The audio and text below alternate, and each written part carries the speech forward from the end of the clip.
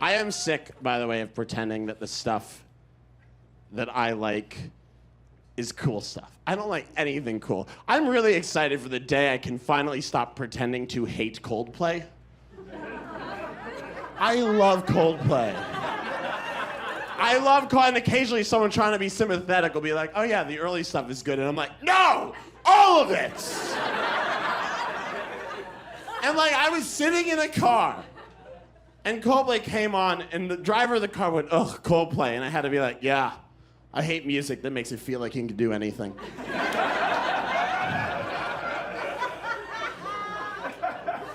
And, you know, I like uncool stuff. I went to see Josh Groban a couple of weeks ago, and screw you for the judgment on your face. I went to see Josh Groban. Not a girlfriend took me, not an aunt who likes it. I went to see Josh Groban. And I enjoyed it. He sang for 2 hours at twilight outside Portland in an outdoor venue. It was magical. He sings in 4 different languages. He did Pure Imagination for Willy Wonka. I cried, and I got into the car. I got into an Uber feeling fulfilled, and the Uber driver ruined my bliss with 3 words. He said, who is playing tonight? And I said, Josh Groban. And he just went, guilty pleasure. And I said, what? And I swear to God, he went, okay. And I said, why should I feel guilty? Huh? And he went, okay. And I said, why should I feel guilty?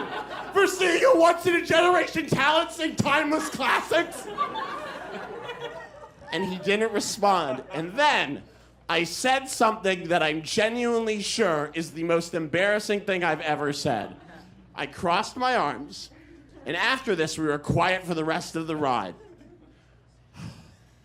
I crossed my arms, and I just went, you can't help what gives you goosebumps.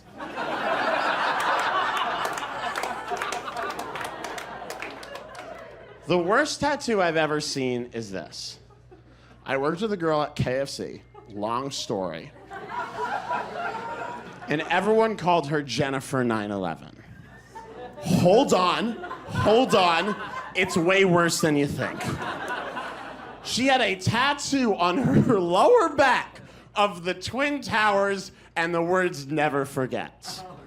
First of all, boner killer.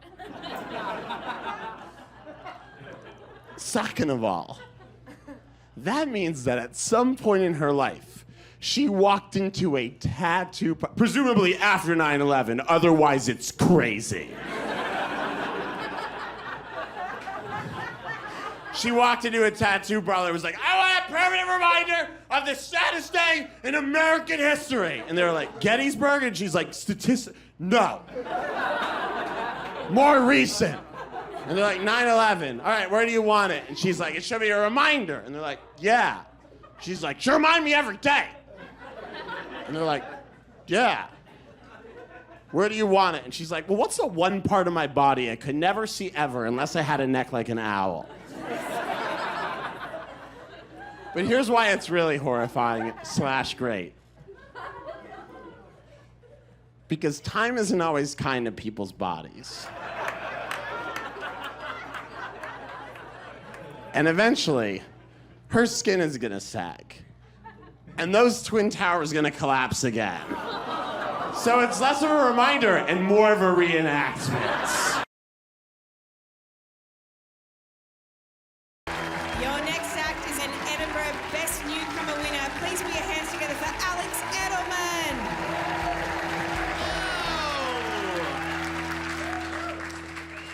Thank you so much for having me.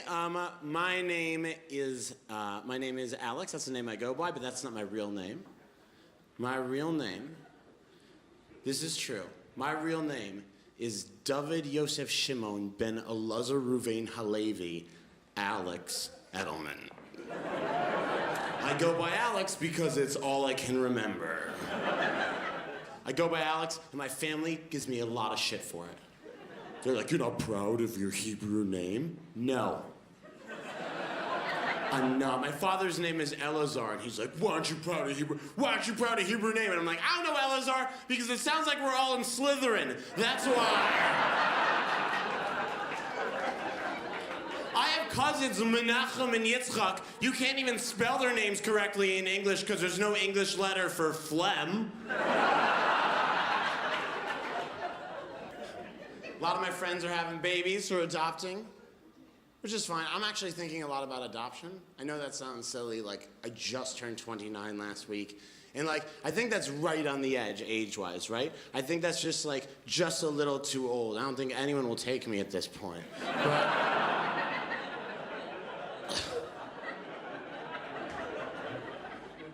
I'm at their house, and I'm holding their baby, and the baby's name is Jameson, and Jameson starts to cry, which is fine. He's a baby. And the mom, who's never liked me, she looks at me and she just goes, sounds like Jameson's not a fan. He usually has a really good sense for men. And I kind of like got a little annoyed and I was like, it's fine. He's a baby. He doesn't even know he's alive yet. And never say this to a parent. I went, he's just a bag of things at this point. And she drops the passive part of passive-aggressive and she goes, he's very intuitive. And then I lost my temper. I was like, he's not. He shits himself. That's the #1 sign someone isn't intuitive. If you worked with someone and they shat themselves regularly, you'd be like, Roger is a lovely guy and a decent lawyer. But his lack of intuition is gonna cost us this case. Roger, go change, buddy!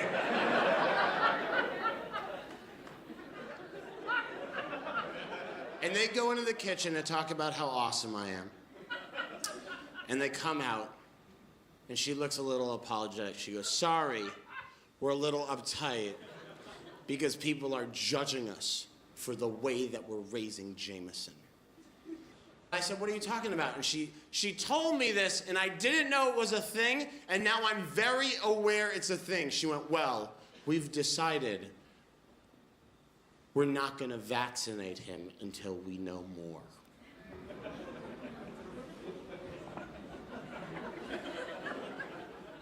And I was like, first of all, here's your disease baby back. Second of all, what are you talking about? And she went, well, we've read that vaccines can cause, anybody know? Autism. Yeah, it's weird to hear an audience just go, autism. And she said, we've heard that vaccines can cause autism. And I was like, that is not true. And she said, what do you know about autism? And I was like, first of all, I've been tested 11 times. Don't clap for that. Yeah, you don't get like this without people asking a few questions repeatedly.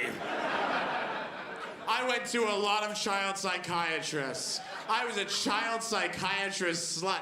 I remember sitting in a psychiatrist's office and my parents are talking to him outside the door, and I just remember overhearing my mom go, what do you mean he's fine?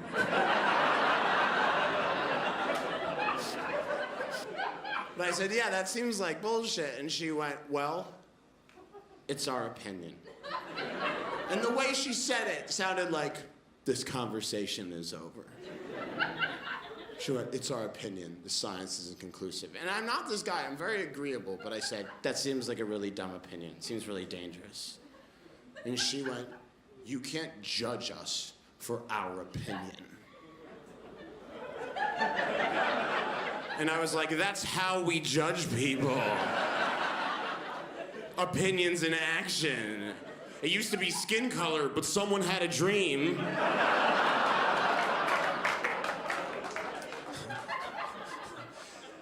And don't owe it this, because it struck a chord with me. She said, you can't judge me. Only God can judge me. I went to a Jewish school. I went to a yeshiva. I studied Torah every morning from 8 o'clock in the morning until 6 o'clock at night, because yeshiva is a Hebrew word meaning miserable. And one of the things they teach you is that when you believe that you're created by God, you believe that God acts through you. If you are kind, that is God showing kindness. If you are merciful, that is God showing mercy. If you show a little bit of understanding, that is God showing understanding. So she said to me, "You can't judge me. Only God can judge me." And that reminded me of yeshiva. And I had to calm myself down and explain to her that it's possible that God was judging her, but that I was the vessel through which he had decided to judge her. All right, guys, thanks so much. I'm Alex Edelman.